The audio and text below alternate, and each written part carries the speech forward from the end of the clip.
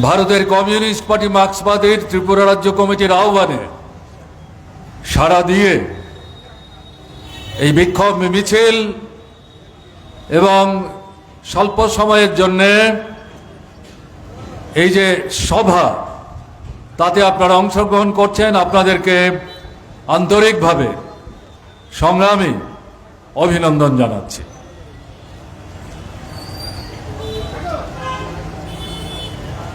যে 4-5টা বিষয়কে সামনে রেখে এই বিক্ষোভ মিছিল এবং সমাবেশ, আপনারা কি কেউ মনে করেন মার্ক্সবাদী কমিউনিস্ট পার্টি যারা করেন না, দূর থেকে যারা শুনছেন, তাদেরকেও সবিনয়ে আমরা জিজ্ঞেস করতে চাই,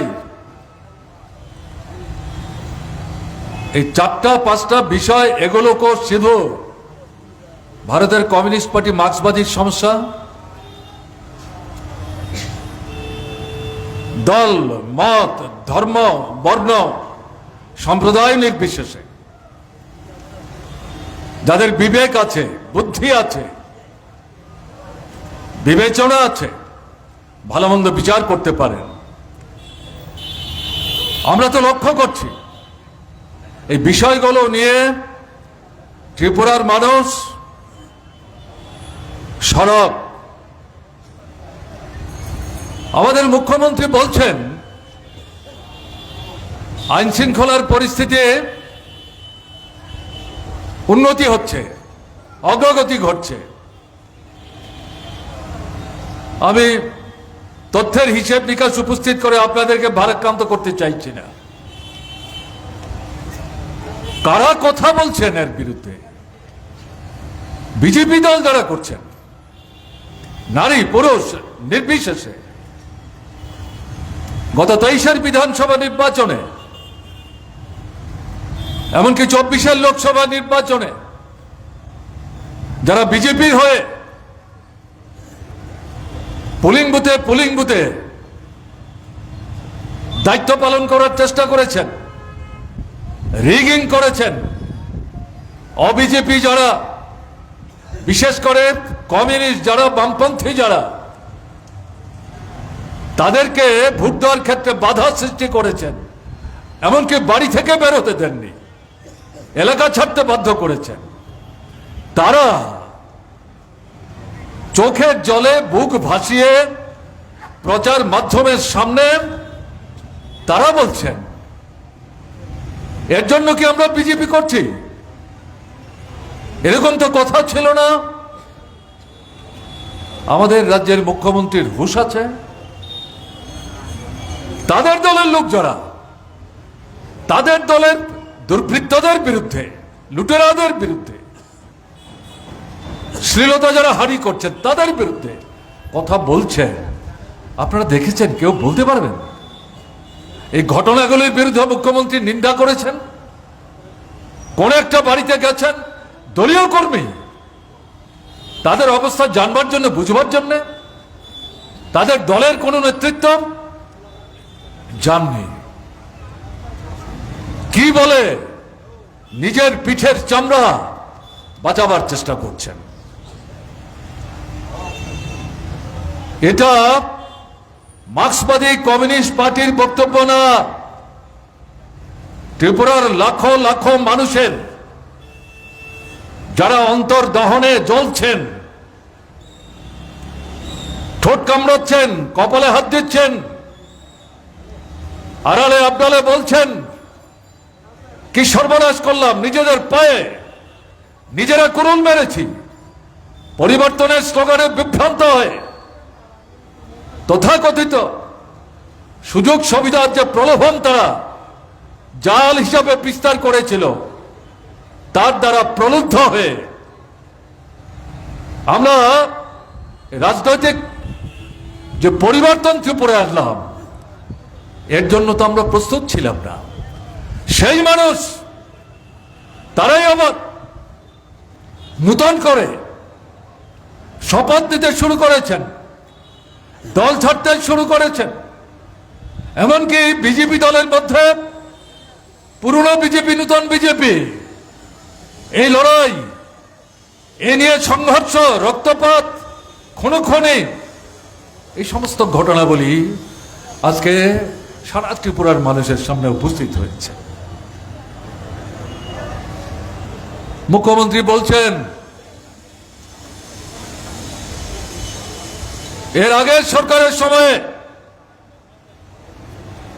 এই খুন খারাপি, হেনা টানা যে ঘটনা, এগুলো পুনর্তদন্ত করবেন। কে আপত্তি করছে? মার্ক্সবাদী কমিউনিস্ট পার্টি তো আপত্তি করেনি। নিয়ম মেনে, কানুন মেনে সেই পুনর্তদন্ত করুন। করছেন না কেন? 7 বছর তো হয়ে গেল, আর কত বছর লাগবে পুনর্তদন্ত করবার জন্য? পেছনে যেতে চাইছি না। গত 6 বছর মার্ক্সবাদী কমিউনিস্ট পার্টির 20 থেকে 22 জন নেতা, সংগঠক, কর্মী, তাদেরকে পরিকল্পিতভাবে লিস্টি হাতে নিয়ে বিজেপি দলের দুর্বৃত্তরা তারা খুন করেছে। আমাদের শুধু আবেদন ছিল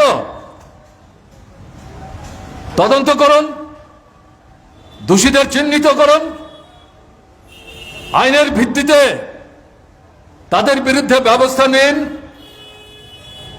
যে পরিবারের লোকটাকে খুন করা হলো তার পাশে সরকার নৈতিক মানবিক দায়িত্ব নিয়ে দাঁড়ান এবং এই পরিবারে আয় উপার্জন করার মতো দ্বিতীয় কোনো ব্যক্তি যদি না থাকে তাদের জন্য সাহায্যের হাত বাড়িয়ে দিন। কেউ বলতে পারবেন এই সরকার ইতিমধ্যে 7 বছর অতিক্রান্ত হয়েছে, একটা খুনের কিনারা করবার জন্য উপযুক্ত তদন্ত করেছেন, অপরাধী চিহ্নিত করেছেন, তাদের বিরুদ্ধে ব্যবস্থা নিয়েছেন? এই 20 থেকে 22 জন হতে পারে বামফ্রন্ট, মার্ক্সবাদী কমিউনিস্ট পার্টির নেতা, করবে, তারা তো মানুষ, ত্রিপুরার নাগরিক। মার্ক্সবাদী কমিউনিস্ট পার্টির লাল ঝান্ডা কাঁধে নিয়ে তারা তো শুধু মার্ক্সবাদী কমিউনিস্ট পার্টির কর্মীদের সুবিধার জন্য লড়াই করেনি। রাস্তাঘাট, জল, কল, স্কুল, হাসপাতাল, বিদ্যুৎ, সেচ, রেল, জাহাজ, উড়োজাহাজ, এই সমস্ত কিছুর জন্যই তো লড়াই। তাদের পাশে দাঁড়ানো সরকারের নৈতিক কোনো দায়িত্ব নেই? কি জবাব দেবেন মুখ্যমন্ত্রী? সন্ত্রাসবাদীদের দৌরাত্ম বামফ্রন্ট সরকারের সময় ত্রিপুরার সাধারণ আইন শৃঙ্খলার কোনো অবনতি ঘটেনি। মূল সমস্যাটা তৈরি করেছে সন্ত্রাসবাদীরা। স্বাধীন ত্রিপুরা, চট্টগ্রামের সিংলমে বিকল্প সরকার তৈরি করে রাষ্ট্রপতি, প্রধানমন্ত্রী, স্বরাষ্ট্রমন্ত্রী চিহ্নিত করে, নাম ঘোষণা করে একটাই স্লোগান, বামফ্রন্ট সরকারকে ক্ষমতাচ্যুত না করে অস্ত্র ছাড়ব না। এবং তারাই মানুষের রক্তে হোলি খেলেছে এবং তাদের আক্রমণের প্রধান লক্ষ্য ছিল বামফ্রন্ট, মার্ক্সবাদী কমিউনিস্ট পার্টি। উপজাতি অনুপজাতি নির্বিশেষে, বিশেষ করে পুরনো মানুষ যারা তারা জানবেন, নূতন যারা তারা হয়তো সব জিনিস নাও জানতে পারেন। এই যে বিভাজন তৈরি করার চেষ্টা, উপজাতি থেকে অনুপজাতি, অনুপজাতি থেকে উপজাতিদের আলাদা করা, গণতান্ত্রিক আন্দোলনের ভিত্তিকে দুর্বল করা, অত্যাচারী স্বৈরাচারী যারা, দুর্নীতি এবং দুর্বিনীত যারা, তাদেরকে ক্ষমতায় রাখবার জন্য এই যে আক্রমণ সন্ত্রাসবাদীদের, তাতে কি দেখা গেছে? গণমুক্তি পরিষদের, সারা ভারত কৃষক সভা, ছাত্র যুব আন্দোলনের, মার্ক্সবাদী কমিউনিস্ট পার্টির এই নেতাদেরকে লিস্টি করে ধরে ধরে চিহ্নিতভাবে খুন করেছে। এবং এই খুনে মন্ত্রী, আমি বিমল সিং এর কথা বলছি, টাকাও তারা রেহাই দেয়নি। প্রাক্তন বিধায়ক আমাদের গন্ডাছড়া, তাকে খুন করেছেন। অপরাধটা কি? শান্তি চাই, সম্প্রীতি চাই, সুস্থিতি চাই। সন্ত্রাসবাদীদের কাছে আবেদন ছিল, আপনারা স্বাভাবিক জীবনে আসুন। আপনাদের যে দাবি দাওয়া, হয় রাজ্য সরকারের সঙ্গে কথা বলুন, যদি রাজ্য সরকারের উপর আস্থা রাখতে না পারেন কেন্দ্রীয় সরকারের সাথে কথা বলুন। আমরা রাজ্য সরকারের তরফ থেকে বাধার প্রাচীর তৈরি করবো না, বরং কেন্দ্রের সাথে কথা বলবার জন্য আমরা সুযোগ করে দেব। খুন খারাপই বন্ধ করুন। তাদের তো স্লোগান একটা। আমি আপনাদের জিজ্ঞেস করছি, এই 6 বছর 7 বছরে ত্রিপুরায় সন্ত্রাসবাদীদের কোন আক্রমণ আপনারা দেখেছেন? বামফ্রন্ট সরকার চলে যাওয়ার পর কোন আক্রমণ নেই তো। হঠাৎ করে 10 বছরের ব্যবধানে শত শত সন্ত্রাসবাদীদের তারা আত্মসমর্পণ করিয়ে লাখো কোটি টাকা সেখানে খরচ করবার ঘোষণা দিচ্ছেন। কোত্থেকে আসলো ওরা? কোথায় ছিলেন তারা? কে তাদের খাবার দাবারের ব্যবস্থা করেছেন? এই জিজ্ঞাসার কোনো জবাব তো মুখ্যমন্ত্রীর কাছে নেই। তাই মুখ্যমন্ত্রীকে বলছে, পুনর্তদন্ত করতে চাইছেন তো করুন। সন্ত্রাসবাদীদের যে দৌরাত্ম, সেই দৌরাত্মের বিনিময়ে শত শত মানুষের যে জীবন তারা ছিনিয়ে নিয়েছে, সেই তথ্য আপনি জানবার চেষ্টা করুন। আরএসএস এরও তো 3 জন প্রচারক ধলাই জলা এই সন্ত্রাসবাদীরা অপহরণ করে নিয়ে গেছে। আজও তারা ফিরে আসেনি। তারা জীবিত আছে আমাদের পক্ষে বিশ্বাস করা সম্ভব না। এরা শুধু রাজনৈতিক দৃষ্টিভঙ্গি থেকে আক্রমণ সংগঠিত করেছে ঘটনা তা না, ধর্মের ভিত্তিতেও মানুষকে বিভক্ত করার চেষ্টা করেছে। আপনার একটা নতুন ধর্মীয় সংগঠন, তারা হিন্দু ধর্মের উপাসক, জিরানিয়ার যে এডিসির হেডকোয়ার্টার, তাদের ধর্মীয় প্রতিষ্ঠান, এটাকে সহ্য করতে না পেরে তার উপর আক্রমণ সংঘটিত করলো। তাদের একজন সংগঠকও তারা খুন করলো। এগুলি তো ভুলে যাওয়ার কথা না। কাজেই আপনি কি বলে মানুষকে বিভ্রান্ত করার চেষ্টা করছেন? আমরা চাই পুনর্তদন্ত করুন, নিয়ম আছে, কানুন আছে, পদ্ধতি অনুসরণ করুন, সত্যের মুখোমুখি হন। এই সাহস মুখ্যমন্ত্রী বা এই সরকারের নেই। আসলে ভীত সন্ত্রস্ত হয়ে, খেই হারিয়ে আবল তাবল কথাবার্তা বলে প্রলাপ বকে মানুষকে বিভ্রান্ত করার চেষ্টা করছেন। এই সুযোগ খুব বেশি দিন কিন্তু ভোগ করা যায় না। তাই এই কথাগুলো এখানে বলতে হচ্ছে। যুবকদের সম্পর্কে যে প্রশ্ন এখানে উত্থাপিত হয়েছে, 2018 বিধানসভা নির্বাচনে বিজেপি প্রধানমন্ত্রী থেকে শুরু করে সবাই মিলে সবচাইতে বেশি বিভ্রান্ত কাদের করেছে? আমাদের রাজ্যের যুবকদের। শুধু আমাদের রাজ্যে না, সারা দেশে যুবকদেরকে যারা বিভ্রান্ত করার চেষ্টা করেছে। 14 লোকসভা নির্বাচন, 19 লোকসভা নির্বাচন, কিন্তু 24 লোকসভা নির্বাচনে গিয়ে যুবকদের নিয়ে খুব বেশি কথাবার্তা বলার চেষ্টা করেনি। এরা মহিলাদের উপর ঝাঁপিয়ে পড়ার চেষ্টা করেছে। আমি সেখানে যাচ্ছি না। আমাদের ত্রিপুরার অভিজ্ঞতা কি? মিটিং, একটা ফোন নাম্বার, মিস কল, সরকার হবে। সময়ের ব্যবধানে মিস কল যারা দিলেন, যারা আগে দিয়েছেন তাদেরকে নাকি চাকরি দেবেন। চাকরি কি হাতের মোয়া নাকি? চাকরি দিতে গেলে পদ তৈরি করতে হয়, অর্থ দপ্তরের অনুমোদন নিতে হয়, মন্ত্রিসভায় অনুমোদন নিতে হয়, বিজ্ঞাপন দিতে হয়, ইন্টারভিউ ডাকতে হয়, কাগজপত্র পরীক্ষা নিরীক্ষা করতে হয়, এগুলোর বালাই নাই। এবং আমাদের রাজ্যের যুবদের একটা বড় অংশ তারাও বিভ্রান্ত হয়েছেন, না এটা নতুন সরকার পরিবর্তনের ডাক দিয়েছে, এরা সরকারে আসলে মিস কলের ভিত্তিতে চাকরি পাবো।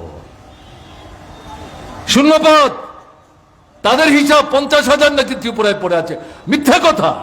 আমরা চ্যালেঞ্জ করেছিলাম তখন তথ্য দিয়ে, হিসাব দিয়ে। এগুলো তারা গুরুত্ব দেওয়ার চেষ্টা করেনি। এবং তাদের ঘোষণা ছিল সরকারে আসার পর প্রথম 1 বছরের মধ্যে এই 50,000 শূন্যপদ নাকি পূরণ করবেন। তো আজকে আমরা কি লক্ষ্য করছি? 50,000 তো নতুন শূন্যপদ তৈরি করেছেন এই সরকার। শূন্যপদ কোথায় পূরণ করেছেন? আজকে যুবকরা মুখ্যমন্ত্রীর কাছে হাজারে হাজারে পোস্টকার্ডে চিঠি লিখে জানতে চাইছেন প্রতিশ্রুতির কি হলো। আমরা বিজ্ঞাপন দেখে ইন্টারভিউ দিলাম, অল্প কিছু ফল প্রকাশিত হয়েছে, নাম বেরিয়েছে, তাদের নিয়োগ করছেন না কেন? আর যে ইন্টারভিউ দিলাম, পরীক্ষা দিলাম, তার ফল প্রকাশ হতে বছরের পর বছর চলে যাচ্ছে কেন? মুখ্যমন্ত্রী জবাব দিচ্ছেন না তো। এই যুবকরাই মনে করার কোনো কারণ নেই ডিওএফ এর উদ্যোগে এই কর্মসূচি কার্যকরী করার চেষ্টা করেছেন। তার অর্থ ডিওএফ যারা করে তার অন্তর্ভুক্ত যুবক যুবতী, তারা যারা বেকার, তারাই শুধু এই চিঠি লিখেছে। এর বাইরেও হাজার হাজার লক্ষ লক্ষ যে যুবক যুবতী বেকার, তাদের মনের কথা। বিজেপি যারা করেন প্রলুব্ধ হয়ে, তাদের মধ্যে যুবশক্তি তো কম না, তাদের মনের কথা। মুখ্যমন্ত্রী কি জবাব আপনার? 7 বছর তো পার হয়ে গেল, কোনো জবাব নাই তো। গত 41-42 বছরের মধ্যে এত বড় বন্যা ত্রিপুরায় হয়নি। সরকার বলছে, বিধানসভায় দাঁড়িয়ে মুখ্যমন্ত্রী বলছেন 17 লক্ষের বেশি মানুষ এই বন্যায় বিধ্বস্ত হয়েছে। ত্রিপুরায় 23টা মহকুমা, 3-4টা মহকুমা বাদ দিলে পর বাকি প্রতিটি মহকুমা কোনো না কোনো ভাবে এই বন্যায় বিধ্বস্ত হয়েছে। গতকাল আমি দেখলাম মুখ্যমন্ত্রী বলছেন 39 জন বন্যায় কবলিত হয়ে প্রাণ হারিয়েছেন। শরণার্থী কালীর মধ্যে ত্রিপুরায় বড় মাঝারি বন্যা হয়েছে, এত লোক প্রাণ হারিয়েছেন এমনটা জানা নেই, এমনটা জানা নেই। এবং সরকারেরই হিসেব প্রায় 2 লক্ষের উপর মানুষ শরণার্থী শিবির আশ্রয় নিতে বাধ্য হয়েছিলেন। শত শত শিবির, 6 থেকে 700, এত বিরাট সংখ্যক শরণার্থী শিবির গত 40 বছরের কোন বন্যায় তৈরি করতে হয়নি। প্রয়োজন করতে হবে। শুনছিলেন কমরেড জিতেন চৌধুরী, সর্বদলীয় বৈঠক, বিধানসভার বৈঠক এবং মুখ্যমন্ত্রীর কাছে বামপন্থী ফ্রন্টের তরফ থেকে ডেপুটেশন, এই সবগুলোতে মূলত বন্যা বিধ্বস্ত মানুষের পাশে দাঁড়িয়ে কার্যকরী ভূমিকা নেওয়ার জন্য সরকারের দৃষ্টি বারবার আকর্ষণ করে চাপ সৃষ্টি করছিলেন, তথ্য দিয়েছেন, আমি সেখানে যাচ্ছি না। এখন কি দেখা যাচ্ছে? এখনো 5 থেকে 6 হাজার মানুষ শিবিরে থাকতে বাধ্য হচ্ছেন, খাওয়া বন্ধ। তাদেরকে গলা ধাক্কা দিয়ে এই সরকার অমানুষের মতো বের করে দেওয়ার চেষ্টা করছে। যাবে কোথায়? হাজার হাজার মানুষের ঘর বাড়ি ভাসিয়ে নিয়েছে বন্যা, মাটির সাথে মিশে গেছে। বাচ্চা শিশুটাকে কুলে নিয়ে মা তাকে যে বের করে দেওয়ার কথা বলছেন, সে তো গাছের তলায় গিয়ে দাঁড়াবে। মানবিক কোনো মূল্যবোধ নেই। আমাদের এটাই দাবি, এই যাদের ঘর গেল, দ্বিতীয় কোনো বিকল্প নাই, এরকম একটা জায়গায় তাদের ঘর দ্রুত তৈরি করে দেওয়ার জন্য সমস্ত আইন কানুনের ঊর্ধ্বে উঠে সরকার কার্যকরী পদক্ষেপ গ্রহণ করুন। কেউ বলতে পারবেন? 1.5 মাস হয়ে গেল, 2 মাসের কাছাকাছি এই সরকার এই গৃহহীন যারা, মাথার কোনো আশ্রয় নাই, গুজবার, তাদের ঘর তৈরি করবার জন্য কোনো ব্যবস্থা গ্রহণ করেছেন? 564 কোটি টাকার প্যাকেজ দেখাচ্ছেন, টাকা কোথায়? আপনার প্যাকেজ, বিজ্ঞাপন আর হাসি হাসি মুখ দেখে বন্যা বিধ্বস্ত মানুষের জীবনের সমস্যার সুরাহ হবে? কেন্দ্র থেকে এসছে 2 দফা, 3য় দফা, কোনো টাকা তো এখন পর্যন্ত আসেনি। প্রধানমন্ত্রী গুজরাটের বন্যার পর বাইরে ছিলেন, দেশের বাইরে, সেখান থেকে বলছেন গুজরাটের ঘটনার প্রতি আমার নজর আছে, গুজরাটের বন্যা বিধ্বস্ত মানুষের পাশে কেন্দ্রের সরকার আছে, আমি প্রধানমন্ত্রী আছি। খুব ভালো। তো ভারতবর্ষে আরো অন্যান্য রাজ্যেও তো বন্যা হচ্ছে, ত্রিপুরাও বন্যা হয়েছে, আসামেও বন্যা হয়েছে, শুধু গুজরাট তাই কি ভারতবর্ষের একমাত্র রাজ্য যেখানে বন্যা হয়েছে? প্রধানমন্ত্রী আপনি কিছু কথা বলছেন না কেন? এটা কি দৃষ্টিভঙ্গি? কোন মন্ত্রী তো আসেনি এই 1.5-2 মাসের মধ্যে। খালি কেন্দ্রের কিছু আমলা তাদেরকে পাঠাচ্ছেন। 1-2জন মন্ত্রী তো আপনারা আসতে পারতেন, ঘুরে দেখতে পারতেন। বিশেষ করে কৃষি এবং সঙ্গেও যে এলাকা, আমাদের অর্থনীতির যেটা মূল ভিত্তি, সেই জায়গাটাই তো ধ্বংস হয়ে গেছে। কৃষি জমি মাটির তলায়, জলাশয় মাছ ভেসে গেছে, গরু, ছাগল, ভেড়া, হাঁস, মুরগি, এগুলোকে ভিত্তি করে যারা পরিবার প্রতিপালন করার চেষ্টা করেন, জলের তোরে হাজারে হাজারে ভেসে গেছে।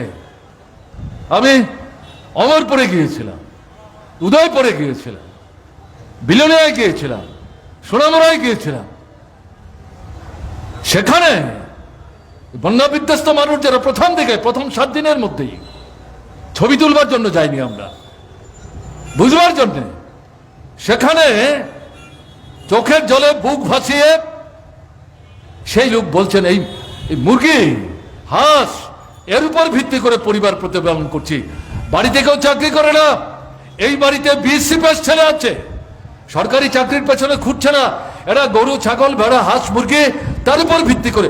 উনি বলছেন আমার 8,500, খিলপাড়া বলছে 8,500 মুরগি ভেসে গেছে, কেউ খোঁজ নিচ্ছে না। এগুলো যদি কেউ মনে করেন গল্প করছি, তাহলে ভুল করবেন। কোথায় সরকার? তার তো কোনো হেলদোল নেই। জিনিসপত্রের দাম বাড়ছে, কালোবাজারি, বেআইনি মজুতধারী, বাজারে নিত্যপণ্যের সংকট, মুনাফা লুট করবার জন্য মানুষের পকেট কাটছে এই বড় বড় কিছু বাছাই করে ব্যবসায়ী, তাদের বিরুদ্ধে কোনো ব্যবস্থাই সরকার নিচ্ছেন? এই যে রেশনিং ব্যবস্থা, এই ব্যবস্থাটা প্রায় ভেঙে পড়ছে। যে 2-3টা সামগ্রী রেশনের মাধ্যমে দেওয়া হয় সপ্তাহে সপ্তাহে, সারা মাস ঘুরেও অনেক রেশন কার্ডধারী সেই জিনিস কিন্তু কিনতে পাচ্ছেন না। প্রশ্ন করলে পর রেশনের মালিক পাল্টা হুমকি দিয়ে বলবার চেষ্টা করে আপনাদের কাছে জবাব দিতে বাধ্য না, কারণ তারা জানেন সরকারকে সন্তুষ্ট রাখতে পারলেই টাকা পয়সা দিয়ে তাদের সব অপরাধ সেখানে খালাস হয়ে যায়। সীমান্তবর্তী এলাকায়, গ্রামের ভেতরে, গরিব এলাকায় যে রেশনের দোকানগুলো আছে সেগুলো তুলে নিয়ে আসছে, বিশেষ করে ট্রাইবেল অধ্যুষিত এলাকায় বাজারের মাঝখানে বসাচ্ছে। আমাদের সময়ে সন্ত্রাসবাদীদের কারণে তুলে আনতে বাধ্য হয়েছিল, পরবর্তী সময়ে এই সরকার থাকতেই বামফ্রন্ট সরকার নিরাপত্তার ব্যবস্থা করে যেখানকার রেশনের দোকান সেখানে সেই রেস্টুরেন্টের দোকান ফিরিয়ে দিয়েছে, এখন উল্টো ঘটনা ঘটছে। খবর আছে এই সরকারের? কোনো খবর নেই। এই যে পরিস্থিতি চলছে, এই পরিস্থিতি মেনে নেওয়ার অর্থ কি? এই অত্যাচার, এই আক্রমণ, যে জনবিরোধী ভূমিকা, অমানবিকতা, তাকে হজম করা হবে। কাজে এই জায়গায় দাঁড়িয়ে আমরা যেটা বলতে চাইছি ভারতের কমিউনিস্ট পার্টি মার্ক্সবাদীর পক্ষ থেকে, এই সরকার দুর্বিনীত, অমানবিক, জনবিরোধী এবং সরকারটা কোথায়? এই জায়গায় দাঁড়িয়ে এই সরকারের বিরুদ্ধে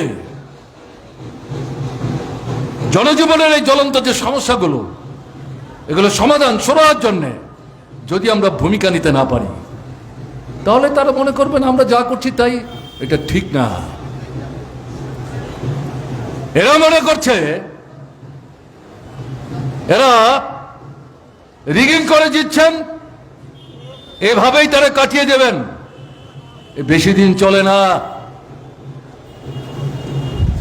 একবার বিরোধীদের হাসি ঠাট্টার পাত্র করবার জন্য বলছেন, এরা কোথায় কোথায় রাস্তায় 10 জন 12 জন 20 জন 25 জন নিয়ে একটা মিছিল করতে বের হয়, এদের নেতারা গলা ফাটিয়ে রগ ফুলিয়ে চিৎকার চেঁচামেচি করে সরকারের মুন্ডপাত করার চেষ্টা করে, লোক জমায়েত করতে পারে না। অহংকারী বক্তব্য, আত্মম্ভরী বক্তব্য। অন্যের কথা বলছি না, আমি মুখ্যমন্ত্রীর কথা বলছি। একই দিনে রামনগরে বক্তৃতা করেছেন, এই গান্ধীঘাটের কাছে বক্তৃতা করেছেন। আমি পত্রিকা পড়ছিলাম দিল্লিতে বসে, ত্রিপুরার পত্রিকা, সোশ্যাল মিডিয়ার মাধ্যমে। আমি তো মুখ্যমন্ত্রীর এই বক্তব্য পড়ে অবাক হয়ে গেছি।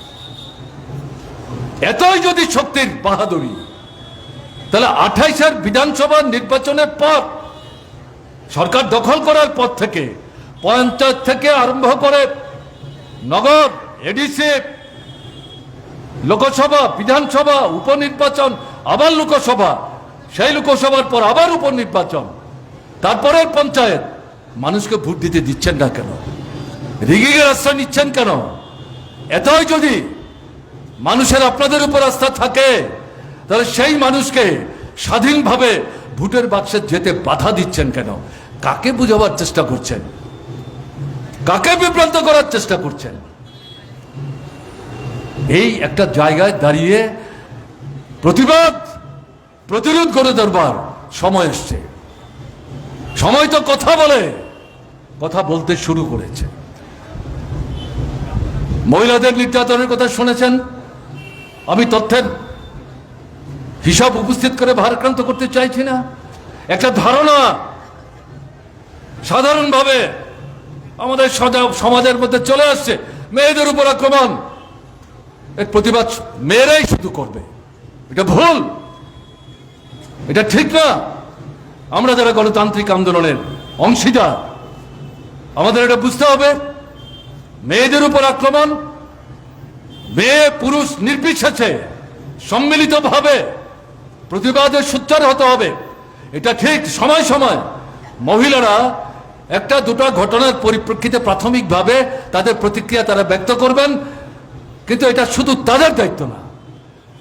মেয়েদের উপর এই যে বর্বরচিত বিভৎস আক্রমণ এই ত্রিপুরায় একের পর এক ঘটে চলেছে, এটা তো গণতন্ত্রের বেদমূলে আক্রমণ, মানবিক মূল্যবোধের বিরুদ্ধে আক্রমণ, সরকারের অপদার্থতা, ব্যর্থতা তার নিদর্শন। কাজে সেই জায়গায় আগামী দিনে আজকে যেমন আমরা করলাম, নারী পুরুষ নির্বিশেষে মহিলাদের বিরুদ্ধে এই আক্রমণের প্রতিবাদে সোচ্চার হতে হবে। সরকারের কি ভূমিকা, কি নির্দেশ দিচ্ছেন প্রশাসনে, কি নির্দেশ দিচ্ছেন পুলিশকে এর বিরুদ্ধে ব্যবস্থা গ্রহণ করার জন্য? চাপের মুখে এখন দেখা যাচ্ছে এখানে সেখানে 2-4টা অপরাধীকে ধরছে, 5 জন অপরাধী 2 জনকে ধরছে, আর এর মধ্যে এমন সমস্ত ধারা দিচ্ছে 2 দিন 3 দিনের ব্যবধানে। কোনো কোনো জায়গায় যেদিন ধরছে সেদিন সকলে ধরছে, সন্ধ্যায় তাদের ছেড়ে দিচ্ছে। শাস্তি কোথায়? এ তো চলতে পারে না, চলতে পারে না। বেকার সমস্যা, যদি কেউ মনে করেন যারা কর্মহীন, কর্মক্ষম, কর্মপ্রার্থী, কাজ পাচ্ছে না, এই লড়াই তারাই করবেন, আমরা শুধু দূর দূর থেকে দেখবো, তাহলে ভুল করব। আপনার ছেলে আছে, আপনার মেয়ে আছে, আপনার ভাই আছে, আপনার নিকটাত্মীয় আছে, শুধু সেদিক থেকে সংকীর্ণ দৃষ্টিভঙ্গি নিয়ে পারিবারিক বিষয় হিসেবে দেখার বিষয় না। বেকার সমস্যা এটা সামাজিক সমস্যা, অর্থনৈতিক সমস্যার সংকটের একটা বহিঃপ্রকাশ। যুবক আন্দোলন করবেন, এ নিয়ে কোনো সন্দেহ নেই। দলমত নির্বিশেষে আমাদের টিওএফ সম্মিলিতভাবে, কখনো কোনো ছাত্র যুবক মিলিতভাবে এই লড়াই করছেন। কিন্তু এই লড়াইয়ে যুবকদের পাশাপাশি সমস্ত গণতান্ত্রিক অংশের মানুষকে ভূমিকা নিতে হবে, বিশেষ করে শ্রমজীবী মানুষদেরকে যারা সংগঠিত করছেন। আমি যেটা বলছি সিআইটিউর কথা, ভূমিকা নিচ্ছেন, আনুষ্ঠানিকতার ঊর্ধ্বে উঠতে হবে। সম্মিলিতভাবে এই বেকার সমস্যার সুরাহা সমাধানের জন্য, এই সরকারের উপর চাপ সৃষ্টি করার জন্য আমাদেরকে আগামী দিনে আরো ব্যাপকভাবে সমাগম ঘটিয়ে সোচ্চার হতে হবে। যে 2-4টা চাকরি হচ্ছে, দুর্নীতি হচ্ছে, বেআইনিভাবে টাকার বিনিময়ে সার্টিফিকেট পেতে সাহায্য করছে। উড়িষ্যা, পশ্চিমবাংলা, বিহার, আসাম, সেখান থেকে এসে পার্মানেন্ট রেসিডেন্টের সার্টিফিকেট বের করে নিচ্ছে। কি করে সম্ভব হচ্ছে এটা? এসডিএম অফিস থেকে সার্টিফিকেট হয়, তার উপর ডিএম আছেন। আমি তেলিয়ামুড়ার ঘটনা বলতে চাইছি, গল্প না, কল্প কাহিনী না। সরকার কি ব্যবস্থা নিয়েছেন? বিধানসভার ভেতরেও বামপন্থী ফ্রন্টের বিধেয়ক রেটে তোলার চেষ্টা করেছেন, কি ব্যবস্থা নিয়েছেন? কোনো ব্যবস্থা নিচ্ছেন না। কাজে এই জায়গায় দাঁড়িয়ে বেকার সমস্যার সমাধান সুরাহার প্রশ্নে লড়াই আগামী দিনে তীক্ষ্ণ করার জন্য সম্মিলিতভাবে আমাদের কিন্তু সেখানে ভূমিকা গ্রহণ করতে হবে। গণতন্ত্রের উপর আক্রমণ শুরুর দিন থেকে আরম্ভ করেছে, অব্যাহত আছে। গণতন্ত্র পুনরুদ্ধার না করে আমাদের পারিবারিক জীবনে, সামাজিক জীবনে, অর্থনীতির ক্ষেত্রে যে সমস্যাগুলো বিরাজ করছে, যে সমস্যাগুলো সমাধান তো করা সম্ভব না। এগুলো করতে গেলে লড়াই চাই, ঐক্যবদ্ধ উদ্যোগ গ্রহণ করতে হবে। আজকে যে আমরা জমায়েত করলাম, আমরা কিন্তু পুলিশের কাছে পারমিশন চাইনি। আমরা জানতাম পারমিশন চাইলে বাধা দেওয়ার চেষ্টা করতেন। জানিয়ে দেওয়া হয়েছে অমুক তারিখ এতটার সময় অমুক জায়গা থেকে মিছিল বেরোবে, প্যারাডাইস চমনি যাবে, সেখানে ছোট্ট একটা মিটিং করব। ব্যবস্থা নিলে নেবেন, না হলে কিছু করার নেই। এই যে জায়গাটা সাহস কেন পেল না? প্রথম দিকে তো দেয়নি। এখান থেকেই তো আমাদের মিছিল মিটিং ভেঙে দিয়ে জবরদস্তি করে গাড়িতে তুলে নেতাদের, কর্মীদের, সংগঠকদের গ্রেপ্তার করে নিয়ে যাওয়ার চেষ্টা করতো। এই সাহসটা কমছে কেন? তারা বুঝতে পারছে মানুষের যে ভাবনা, চিন্তা, চেতনা, অবস্থান, তার মধ্যে পরিবর্তন ঘটছে। বিজেপির ঘরে আগুন জ্বলছে। এই পরিস্থিতিতে মানুষকে এইভাবে দাবিয়ে রাখা যাবে না। তাই আপনাদের কাছে যেটা আবেদন করব, সংকীর্ণ দলীয় যে চৌহদ্দি, তার মধ্যে নিজেদেরকে আবদ্ধ রাখলে চলবে না। প্রধানত সংগঠিত হিসাবে আমাদের গণতান্ত্রিক যে সংগঠন, সেই সংগঠনগুলোকে সক্রিয় ভূমিকা নিতে হবে। মহকুমায়, ব্লকে মানুষের জীবনের যে সমস্যাগুলো, জ্বলন্ত সমস্যাগুলো, সেগুলো বাছাই করে 3-4টা দাবিকে সামনে রেখে মানুষ বুঝতে পারেন, এরকম ভাষায় দাবিপত্র, স্লোগান নির্ধারণ করে এলাকা ভিত্তিক আন্দোলন কিন্তু সংগঠিত করতে হবে। কথায় কথায় প্রতি মাসে আগরতলায় হাজার হাজার মানুষ সমবেত করে সাবরুমের কথা, ধর্মনগরের কথা, কৈলাসহরের কথা, কাঞ্চনপুরের কথা তো এবার তুলে ধরা যাবে না। সাবরুমের কথা সাবরুমকেই বলতে হবে, কাঞ্চনপুরের কথা কাঞ্চনপুরকেই বলতে হবে, ধর্মনগরের কথা ধর্মনগরকেই বলতে হবে। কাজেই মহকুমা ভিত্তিক ব্লককে সামনে রেখে গণতান্ত্রিক সংগঠনগুলোকে সেই জায়গায় 2, 3, 4টা জ্বলন্ত সমস্যাকে সামনে রেখে আন্দোলন সংগঠিত করতে হবে। মিছিল হবে, মিটিং হবে, অবস্থান হবে, বিক্ষোভ হবে, ধীরে ধীরে এলাকায় বাজার বন্ধ, এগুলোর দিকে আমাদের যেতে হবে। এবং শুধু আমাদের বৃত্ত না, এর বাইরে সাধারণ মানুষ যারা, তাদের সঙ্গে কথা বলতে হবে। বিজেপি করতে পারে, অবাম অন্য রাজনৈতিক দল করতে পারে, তাদের যারা সাধারণ সমর্থক সংগঠক, তাদের সঙ্গে আমাদের কথা বলা দরকার। চোখ ঘুরিয়ে নিলে চলবে না, মুখ ফিরিয়ে নিলে চলবে না। তারা অনেকে কথা বলতে চান, তাদের সাথে যেমন আমরা কথা বলবো, আমরাও উদ্যোগ নিয়ে যারা হয়তো কথা বলতে গিয়ে একটু সংকোচ বোধ করছেন, সংকোচ কাটাতে সাহায্য করে তাদের সঙ্গে আমাদের কথা বলতে হবে। এই ভূমিকা যদি আমরা নিতে পারি, এই পরিস্থিতির মধ্যে পরিবর্তনের যে ঢেউ উঠতে শুরু করছে, তার প্রতিফলন গত লোকসভা নির্বাচনের পর এই ৩-৪ মাসের ব্যবধানে আজকের এই সমাবেশের মধ্য দিয়ে আগরতলায় আপনারা যেটা ঘটালেন, এর মধ্য দিয়ে কিন্তু একটা নতুন পরিমণ্ডল তৈরি করা সম্ভব। কাজেই এই দৃষ্টিভঙ্গি নিয়ে আমাদের কিন্তু অগ্রসর হতে হবে। আমরা যেটা লক্ষ্য করছি, সরকার বুঝতে পারছেন গণতন্ত্র সংঘাত, ভোট জালিয়াতি, এই খেলা বেশি দিন চলবে না। তাই এখন নতুন করে তারা চেষ্টা করছেন উপজাতি অনুপজাতিদের মধ্যে বিরোধ তৈরি করবার, মুসলমান অমুসলমান তাদের মধ্যে বিরোধ তৈরি করবার। গন্ডাছড়ার যে ঘটনা 3 মাস হয়ে গেল, সেখানে বেকারদের বেঁচে পড়তে থাকবার জন্য কোথায় কোথায় সেখানে আপনার দেখা যাচ্ছে মেলার অনুষ্ঠান হচ্ছে গ্রামে গ্রামে। এই মেলার অনুষ্ঠানে কোনো একটা ঘটনাকে ভিত্তি করে কিছু ছেলে একজন যুবককে আক্রমণ করার চেষ্টা করছিল। সে মস্তিষ্ক বিকৃত, তাকে রক্ষা করার জন্য একটা ট্রাইবাল ছেলে স্বতঃপ্রণোদিত হয়ে কলেজে পড়া ছাত্র ইয়াং কমিউনিটির, সে এগিয়ে গিয়ে যারা আক্রমণ করছে তাদেরকে বলছে তোমরা তাকে মারছো কেন?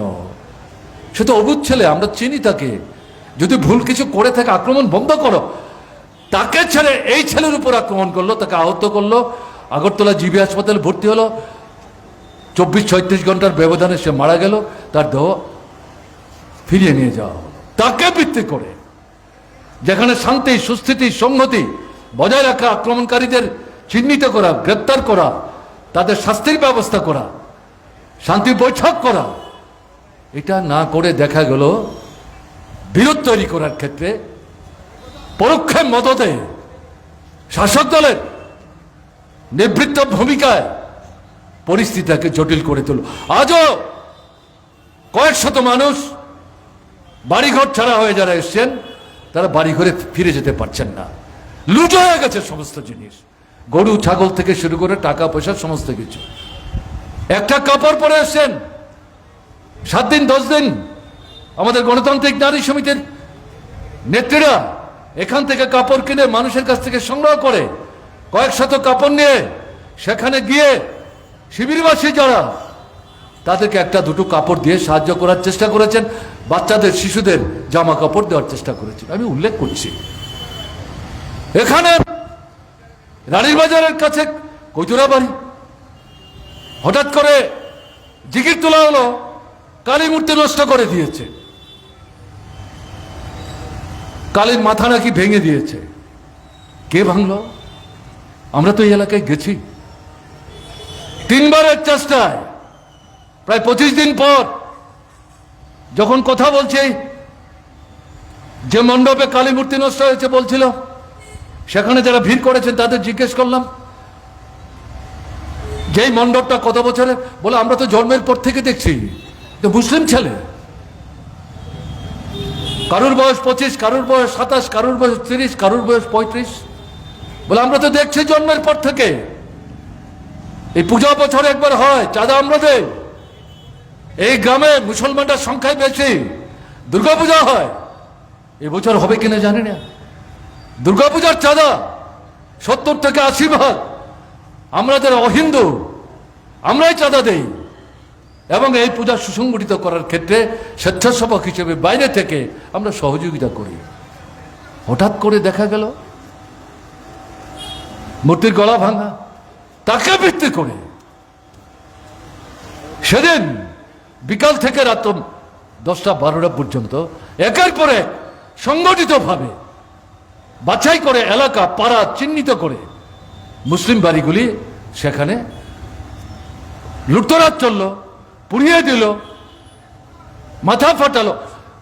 7 মাসের শিশু পর্যন্ত রেহাই পায়নি। আমরা সেখানে গিয়ে কথা যখন বলছি, মা শিশুটাকে কাকে নিয়ে বলছে, আমার এই বাচ্চাটাকেও তারা রেহাই দেয়নি। তার কপালে যখন হাত দেওয়ার চেষ্টা করেছি, সে ফিবরি খেয়ে উঠবার চেষ্টা করেছে। এবং মানুষই বলছে সেদিন কোনো একজন মন্ত্রীর জন্মদিন উপলক্ষে এলাকায় নাকি লক্ষ লক্ষ টাকা খরচ করে খাওয়া দাওয়ার ব্যবস্থা, এবং পরীক্ষায় তারা বলবার চেষ্টা করেছেন বাইরে থেকে লোকে নেই, মন্ত্রী একটু দূরত্ব বজায় রেখে অবস্থান করছেন, এই আক্রমণগুলি সংঘটিত হয়েছে। কই মুখ্যমন্ত্রী তো আজকেও গেলেন না। বাড়িঘর যেগুলো পড়ল, লুটপাট যা হয়ে গেল, তার তো কোনো ব্যবস্থা নিলেন না। এই প্রাথমিকভাবে 2000, 4000, 5000 টাকা দিয়েছেন। আরে আমাদের পার্টির এখন পয়সা কোথায় বলতে বাধ্য হচ্ছি, প্রচারের জন্য না, আমাদের তহবিল থেকে বের করে ঘরবাড়ি যারা হারিয়েছেন তাদেরকে সরকার যা টাকা দিয়েছে তার চেয়ে বেশি টাকা দিয়ে আমরা সাহায্য করার চেষ্টা করেছি। দিতে গিয়ে আমাদের নেতারা বলেছেন, দেখুন আমরা জানি যা আপনাদের ক্ষতি হয়েছে এই টাকা পোষাবে না, কিন্তু আমাদের তো সামর্থ্য সীমাবদ্ধ। বিনয়ের সাথে বলেছে সরকার কোথায়। এবং আমরা লক্ষ্য করলাম এই ঘটনার পর থেকে গত 1 মাসের মধ্যে 5 থেকে 6টা জায়গায় শুধু কালীর মূর্তিই বারবার নষ্ট হচ্ছে। অদ্ভুত ঘটনা। বিশালগড়ে সবচেয়ে বেশি, এবং যেখানেই করছে সেখানেই দেখা যাচ্ছে মিশ্র এলাকা, মুসলমান আছেন, অমুসলমান আছেন। উদ্দেশ্যমূলকভাবে হিন্দু মুসলমানের মধ্যে বিরোধ বাজাবার জন্যে, গণতান্ত্রিক আন্দোলনের ভিত্তিকে দুর্বল করবার জন্যে এই জিনিস ফেসিবাদী কায়দায় বিজেপির, RSS, বিশ্ব হিন্দু পরিষদের পরোক্ষ মদদে সংগঠিত করা হচ্ছে। কাজে এটা আরেকটা দিক যেদিকে আমাদের নজর বন্ধ রাখলে ভুল হবে। আমাদের বেঁচে পড়তে থাকার যে দাবি দেওয়া, আজকে আমরা কারোর কাছে ডেপুটেশন দিতে যাইনি, এগুলো জানে সরকার। বিধানসভার ভেতর বাইরে সর্বদলীয় বৈঠকে মুখ্যমন্ত্রীর সঙ্গে আলোচনা আমাদের নেতারা তুলবার চেষ্টা করেছেন। আমরা আজকে বলেছি আমরা বিক্ষোভ দেখাবো, এই লড়াই চলবে, চালাতে হবে। সঙ্গে সঙ্গে এই যে ঐক্য, সংহতি, সম্প্রীতি, এটাকে যে ভাঙবার চক্রান্ত চলছে, এটার বিরুদ্ধে কিন্তু আমাদের রুখে দাঁড়াতে হবে। বাংলাদেশে সরকার পাল্টে গেছে, নতুন একটা সরকার আসছে।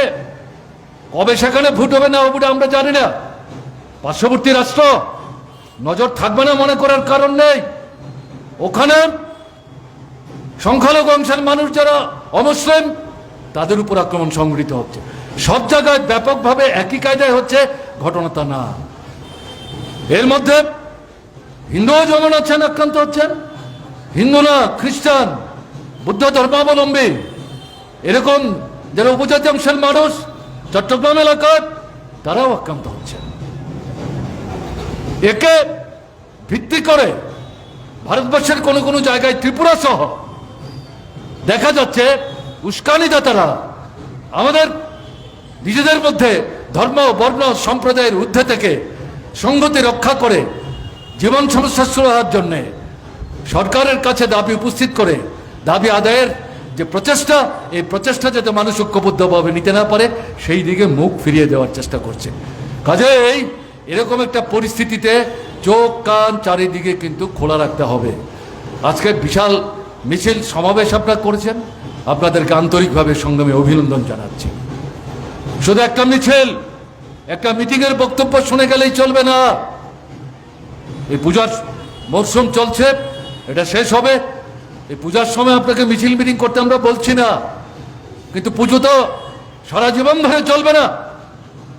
পুজো আসছে, পুজো যাবে, উপভোগ করবার মতো সামর্থ্য কোথায় আপনার? তা যদি থাকতো তাহলে আমরা আজকে এই সমাবেশ, এই বিক্ষোভ, এই আমরা করতাম না। কাজেই এই পরিস্থিতি মাথায় রেখে সামনের দিনে গ্রাম থেকে শহর, শহর থেকে গ্রাম, সারা ত্রিপুরায় ব্যাপক বৃহত্তর আন্দোলন গড়ে তোলে এই যে নিকম্মা সরকার, জনবিরোধী সরকার, উদাসীন সরকার, ব্যর্থ সরকার, এই সরকারের টনক নাড়িয়ে তার অনিচ্ছুক হাত থেকে দাবি আদায়ের জন্য সংগ্রামকে তীক্ষ্ণ এবং ব্যাপকতর করবার শপথ নিয়ে আজকে এখান থেকে আপনারা যাবেন। এই আবেদন আপনাদের কাছে রেখে অভিনন্দন জানিয়ে আমি আমার কথা বলা শেষ করছি। ভালো থাকবেন, নমস্কার নেবেন।